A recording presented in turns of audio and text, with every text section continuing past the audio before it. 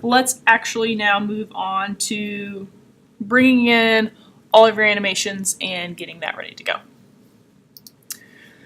So make sure you are selected on your character over here in your hierarchy, and then move on over to the animation tab. Not the animator tab, but the animation tab. Obviously, we're going to click the create button. And if you are not getting this, please make sure you are selected on character. Sometimes if you're deselected off of it, this might not show up for you. So we're going to create. Hit this little drop down here since we're on a Mac. And please make sure you're going in that animations folder.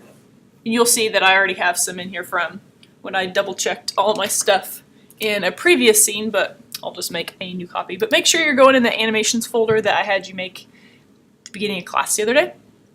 And the first thing we are going to make is idle, or you can call it standing if you want. I'm going to call mine idle 2 because I obviously have one already. And once you save that, you will see it show up right here in this little drop down. This will eventually be filled with attack, jump, all of our other poses that we're going to have. So over here to the right, all of these little columns is just like our timeline we had in Adobe Animate or Adobe Flash, whichever one you prefer to call it. A little less hectic though. This is where we're going to drop all of your stop motion sprites. So I'm going to access my sprite folder that I made. I'm going to go into the sprite sheet for my little purple wizard guy I snagged from the internet. And my idle just has 2 poses. It's one where he's kind of squatty and then one where he's kind of tall. You also see my jump poses, walking, all that. We only want to grab the poses that are going to be used for idle. So you might have 1, you might have 2, you might have 8. Hold shift and then just start grabbing whatever poses you need. I only need 2. And then you're just going to drag and drop them. It does not matter where you drag and drop. You'll see I have that plus sign no matter where I go. It also doesn't matter if I drop it at 45 or if I'm really careful and drop it at 0, so you can just kind of haphazardly dump those guys there. And you will see, you can kind of move those guys. You'll see that you've got little diamonds, and we've got a little preview down here of the sprites involved. Now, I'm going to kind of shift some stuff around here so I can see all of things happening. If I hit play, you can see my little character here kind of looks like he's having a seizure, or maybe he's just really cold, but he's vibrating really fast because, again, I just had like a squatty pose and a tall pose. We are having to deal, it is lagging though, and it stops every now and then. I'm going to stop that. We are dealing with frame rate, just like we did in animation class.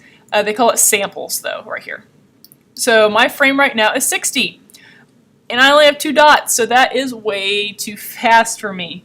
So you can just kind of come over here and just start adjusting these numbers. Be sure and hit enter though when you're done. Watch it again. And it's just being laggy, but I can still tell that it's too fast. So just play with that until you are like totally happy with the end animation result. Now what's cool is I might set my idle frame rate to 8, but my attack can be 12. Like, they don't have to match like they did in animation class, because it's not the whole file that's controlling it. You're just manually setting that number. Gosh, 8's still kind of fast too, isn't it? I'm going to try 5. That's not bad. I'm going to leave it at 5.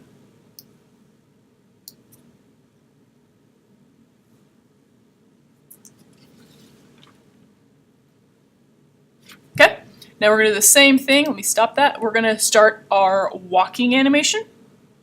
Now to do another one, I'm just going to hit this little drop down right here where you can see your idle pose listed. We're going to create a new clip. And we're going to call this one walking. I'm going to call it walking 2 because, again, I've already done this in a previous scene. And we come to this drop down, you'll see that you have both of your stuff listed. So this is the beginning of all of our characters' animations being created over here. So under walking 2, I'm going to come over here and I have 1, 2, 3, 4, 5, 6 walking poses. I just held shift as I grabbed those. You could also hold command. Either one of those works. And again, dragging and dropping, doesn't matter where I do it. Now when I hit play, again, you can see our character frantically sprinting over here. I'm going to slow that frame rate down, same way I did with my idle character. He's pretty funny though going that fast, isn't he?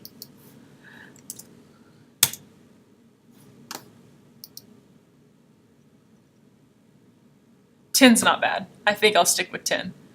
And what's nice too is as you build your game, if it's you're in the middle of it, you're at the end of it, you can still change this, so you're not totally set in stone. But yeah, he looks a lot nicer there. Got a couple little frames kind of showing up here. I need to adjust my sprite sheet. So the next step is we need to kind of create like a tree, a little hierarchy path of when the animations play, when they don't, how do we get to those animations. So we're going to move out of the animation tab to the animator tab. Mine is a little zoomed out. Oh, it's because I'm not on my character. If you can't see anything, click on your character. There we go. So you are going to see something that looks like this. You can just drag any state to the top. We're going to kind of organize some of this.